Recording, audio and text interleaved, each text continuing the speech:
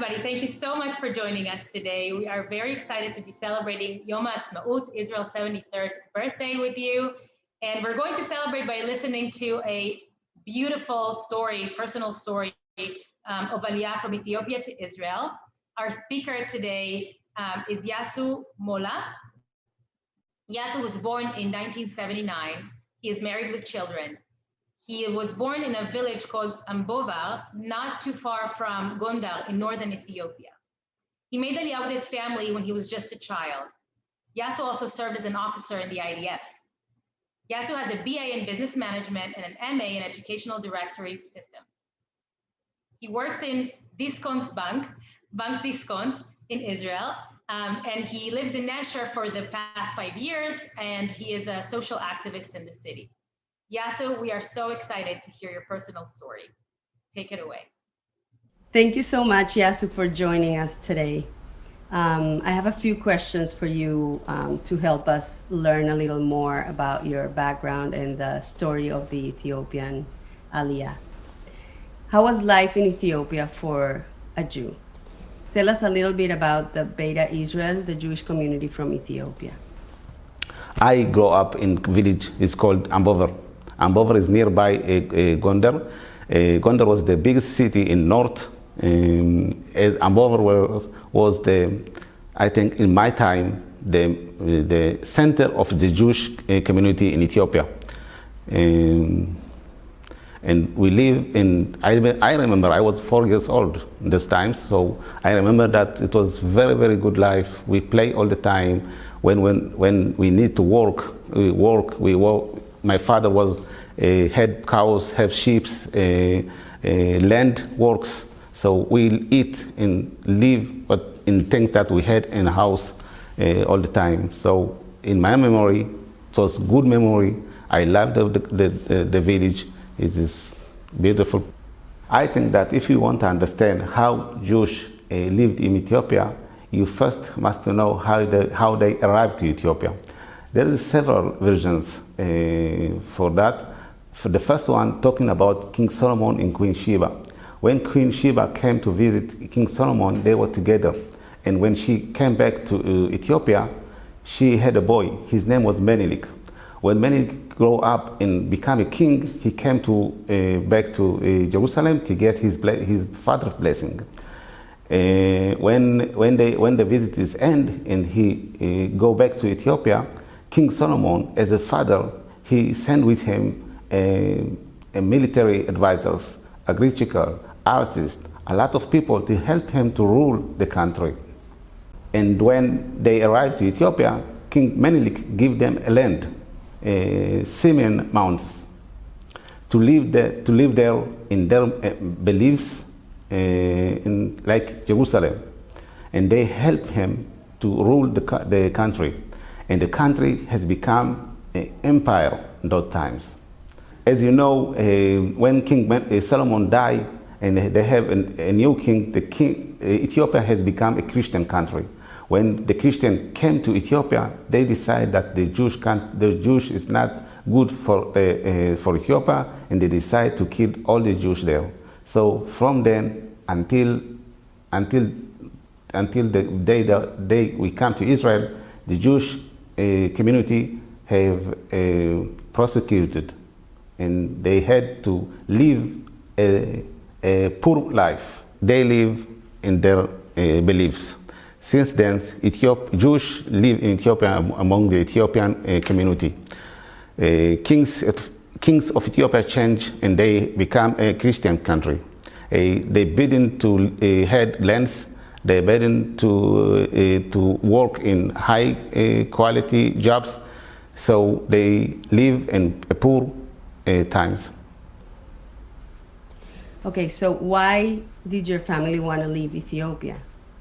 For 2,500 years, my parents and my grandparents and their grandparents always think and told about the Golden Jerusalem. They always want to come back to Jerusalem. And so it was obvious that we will come to Jerusalem. I can tell you a story that in 1862, Abu Mahari, he was the Ethiopian community leader. He decided that this is the time to walk to Jerusalem, like Moses. So he take his community, thousands of peoples, and they walked until the Red Sea. And when they arrived to the Red Sea, Abba Mahari raised his hand with his and asked from God to divide the Red Sea, like Moses. But the Red Sea didn't divide. So all the people, thousands of people, had to come back to their home again. But in the journey, many people died. So you see, we think about Jerusalem all the time. We feel that we belong to Jerusalem. So my parents wait for this chance to come back to Jerusalem. So it was obvious when we had chance to come to Jerusalem, we take it, and we didn't think twice. Why did you want to come to Israel? What did you know about Israel that made you want to do Aliyah? We didn't know about Israel. We know only Jerusalem. We think about Jerusalem. We dream about Jerusalem. And when we have a chance to come to Jerusalem, we take it. So I remember only when we get to Jerusalem, we get to Israel. So we think about Jerusalem. We didn't think about Israel. That was. How was your journey like? I'm telling you my Aliyah story is 4 years old. So we need to understand the perspective for all the picture. My parents start the Aliyah 4 weeks before. They start to sell all the things that we had in our house, the sheep, the land, the house, the things that we had in our area that belonged to us. And as a child, we didn't understand everything. But we see that things happen. And we ask them what's happened, why they sell the cows and the sheep. And they told us that we are going to trip, we are going to move another place. And one night, my grandpa came and told us, tomorrow we are going to Jerusalem. Now go and sleep, and tomorrow we are going to Jerusalem. I can tell you, as a 4 years old, we didn't sleep in that night. All the night we think about it.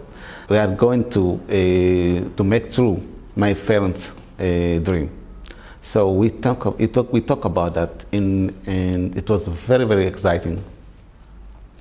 And that night, in 4 in the morning, my grandpa came and tell us, pick up everything, we are going. So we take all the things that we could, like food, like water, things that will help us in the journey, and we start the journey in the night. Then I didn't understand, but now after that I understand that it is illegal to leave Ethiopia.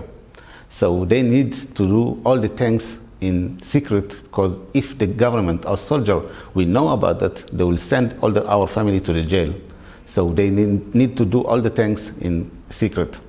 So we start the journey in the night, because in the night we walk, in the day we rest. We had many problems in the way, things that we didn't think about it in the beginning, like kidnaps, okay, like hunger. The food is out, the water is out, and we are wanted very, very much to get to the Sudan border. We find ourselves in robber. 3 people were standing in the high mount and get shot. And they told us, if you don't give us all your food and your money and your donkey, I will shoot the donkey and we will shoot you. So we need to decide what to do. We give them the donkey, we give them the horse, and give them the money they have the time, and we start to run to the board. Because once you have found in robbery, you will meet another robbery in the next day, because they told one another that there is a group that going try to catch them. So we ran until the board. When we got to the board, we meet the Red Cross tent. They help us. They give us food, they give us drinks, and we stay there 3 days. After 3 days, we moved to Amrakova. Amrakova was in Sudan, the biggest refugee camp. Journey that we think that would take some few days, take some a few weeks. In those times, it was winter, frozen winter. People die in that refugee camps. Every family get a tent, and every family have to hold on their tent in the night, because in the night was very, very hard. It was frozen outside. It was a wind, very strong wind, that blow up all the tents. And if your family didn't hold on all the night, you will find yourself die, because the frozen wind will kill you. In the morning, we will get out from our tent and we'll see that many people carry their lovers that died in the night to the end of the refugee camps to bury them. 4,000 people died in those camps. 4,000 people. It was very hard as a child to see that. For those 4,000 people that died, children, old people, the Israel government made a national memory day. That day we commemorate in Jerusalem Day. It's obvious as a Jerusalem Day. It was a day that, this is a place that we dream about, that we came to Jerusalem. So the government commemorate in Jerusalem Day. In 5th May every year, we go, all the family, all the Ethiopian Jewish community, to the Herzl Mounts in memory all those people that died in the journey to Jerusalem. After that, you need to face in other things like kidnap of children.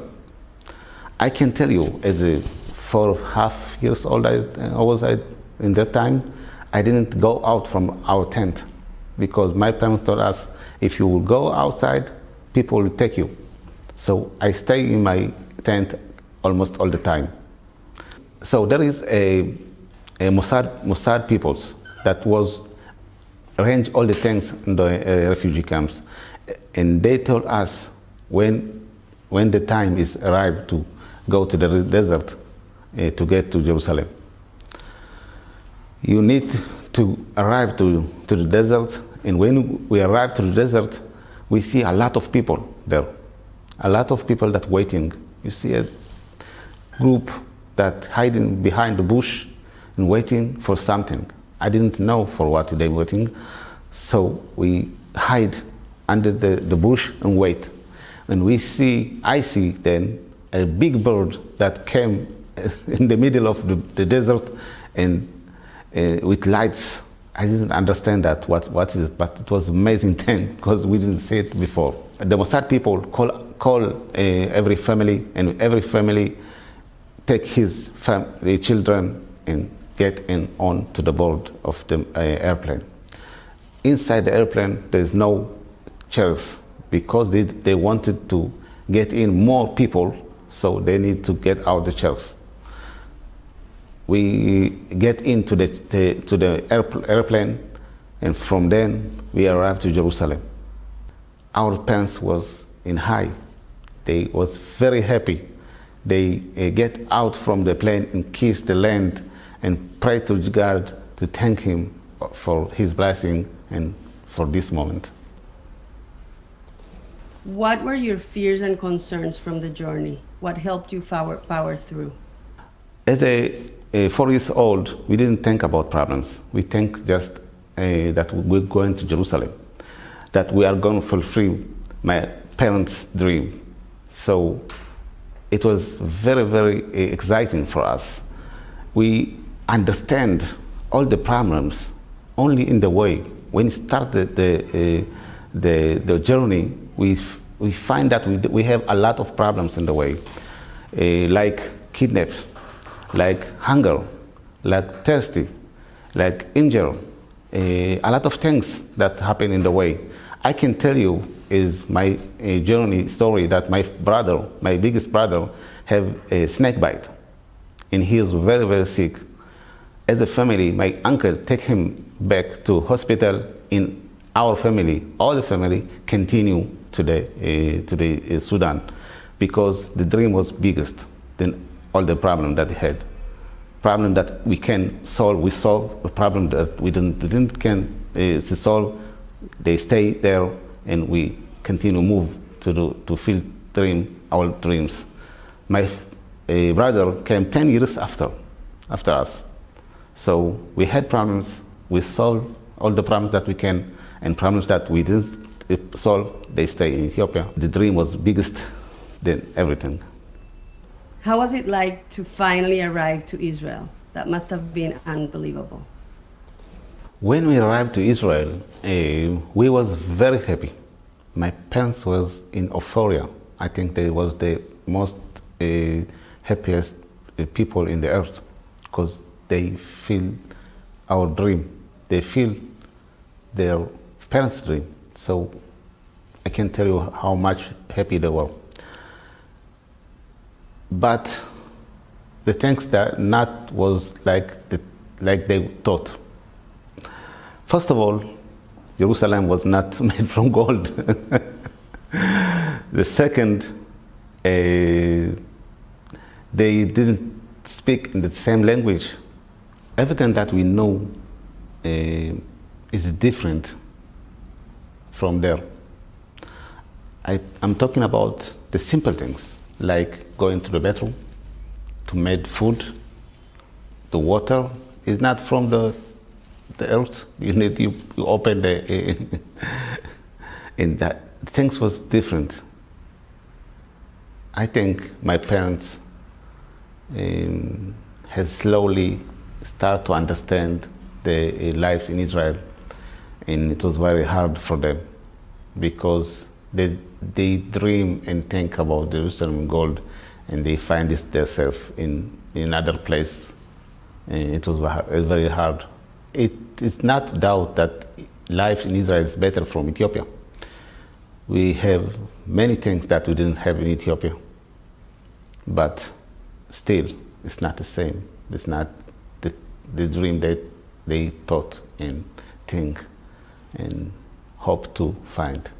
They thought that we'll find Jerusalem, like they thought in 250, 500 years. But they're happy with what they have now. I can tell you that my parents still, every Shabbat, they told us about Ethiopia.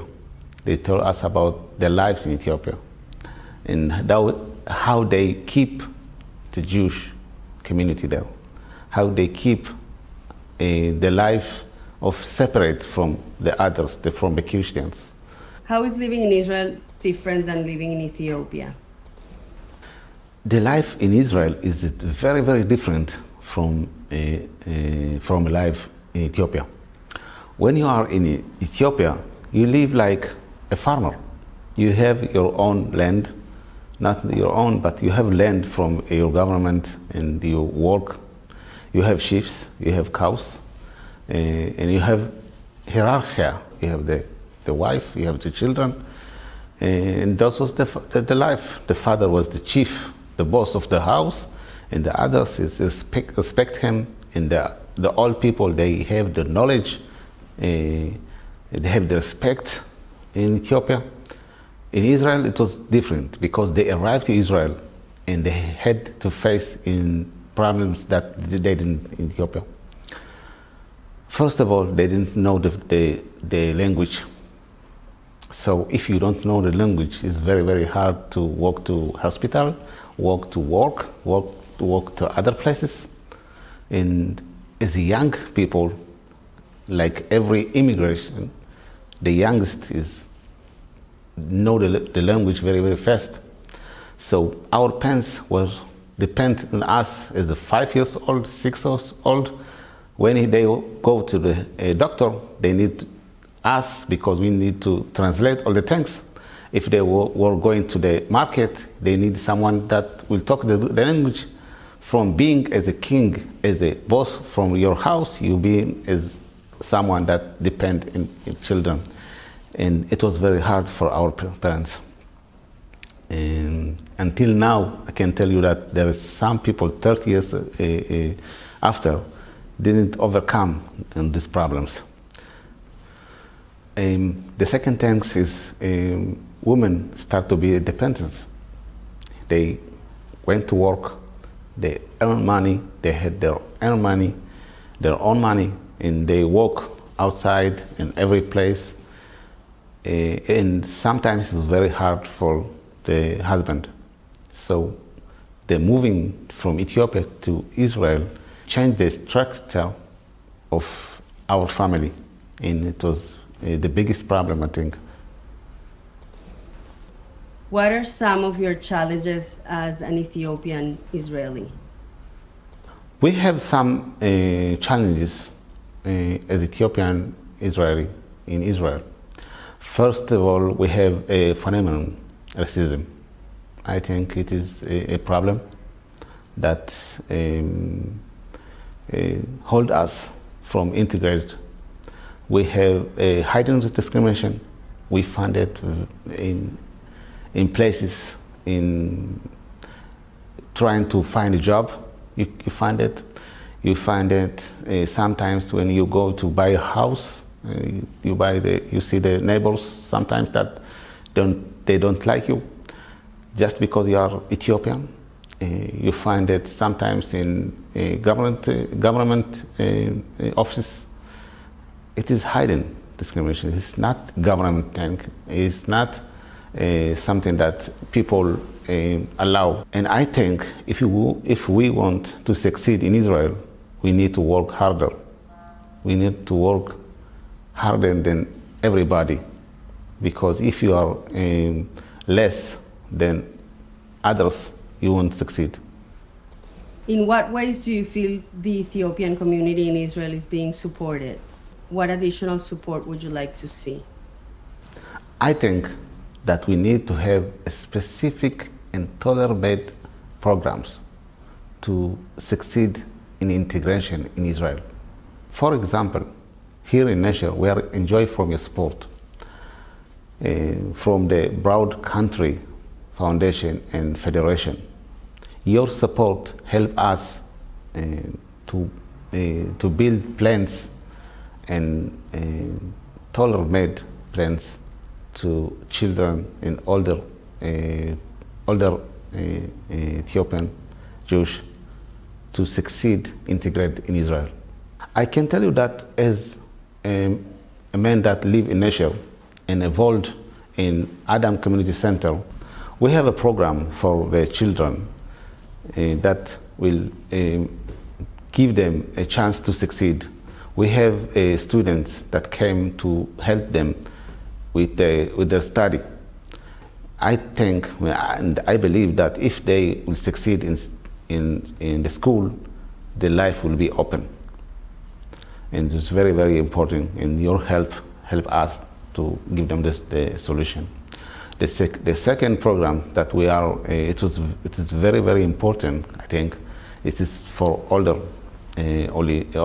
people, because they don't know the language, and they can't go out to see in museum or other things.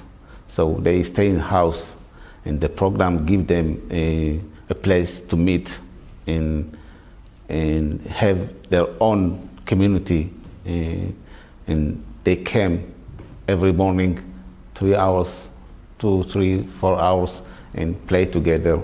And they have some social activity there, and it's very, very important for them. So I want to know, do you feel more Ethiopian or more Israeli, and why? I always tell to my sons that we are Jews, and they born in Israel, and their parents born in Ethiopia. And Israel is a state of all Jewish people. So I feel more Israelis than Ethiopian. And I told to my son that they will go to the army, to IDF army, to defend Israel, because this is our state and this is our place, and we must to protect our home. Have you ever been back to Ethiopia since you left? Yes, of course. 5 years ago, I went with my friend to look for our roots. And it wasn't like I expect. It wasn't like I remember. It was different. It was a Jewish community. The tanks was different.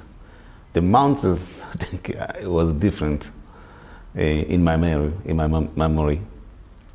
So we went back. We see all the things, but I cannot tell you that I find what I look for. When we arrived in Ambover, we find in another Christian village. It was different. I accept to find there Jewish tanks, symbols. We find a synagogue, but the synagogue become is tourist a place, not a place that we pray. And it was the main thing in our village as before. People that you see Christian people all over the place and make it as another place. So it was very sad for me. After that, I came back to Gondar. In Gondar, there is a camp for Falashmura. Of course, they are not Bet Israel, but they are Jewish. So Israel government made Aliyah every time in 2000, sometimes even more. In the last Aliyah in Israel, if you heard about that, there is a big number that came to Israel. So the Israel government bring them slowly to their families in Israel. What would you like to wish the State of Israel on its 73rd birthday? Oh, this is a very good question. First and foremost, I want to wish that all the IDF soldiers will come back in healthy and good to the parents. I wish that it will be a year of peace, prosperity, healthy, and without COVID-19. I wish that we'll respect one another. I wish that we will able to see behind the color, and we will love each other, and we will see the beauty of each other. Wow, Yasu, thank you for sharing your amazing story with us. Thank you so much. What would you like to say to the communities of Broward and of Nesher? I think that this great connection between us will help to make better society in Nesher. And the last question, what is your personal vision? Can you share it with us?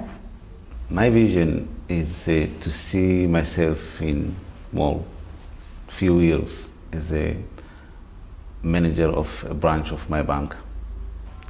And I hope that my children will be better than me, will be some scientists or doctors or other things. I push them for that, and I hope that I will see them grow and succeed. Thank you. So thank you, Yasu, so much for joining us today to celebrate and help us celebrate Yom HaAtzmaut, Israel's 73rd birthday, and help us learn a little bit more about the Ethiopian Aliyah. Thank you. And Yom HaAtzmaut Sameach. On behalf of the partnership and the people of Nesher and Israel, I want to wish you Yom HaAtzmaut Sameach. Wow, Yasu, thank you so much for sharing your amazing story with us. We have such a special homeland with such special stories. The Talmud says, Kol Israel arevim ze bazeh. All of Israel are responsible for one another. We are so proud to support the Ethiopian community in Israel. As you can see on the screen right now, This is our current funding.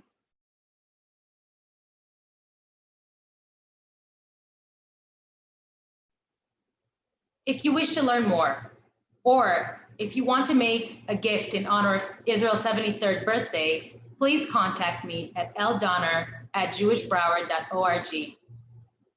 We are so grateful and so proud to be part of this amazing community that does so much for our brothers and sisters.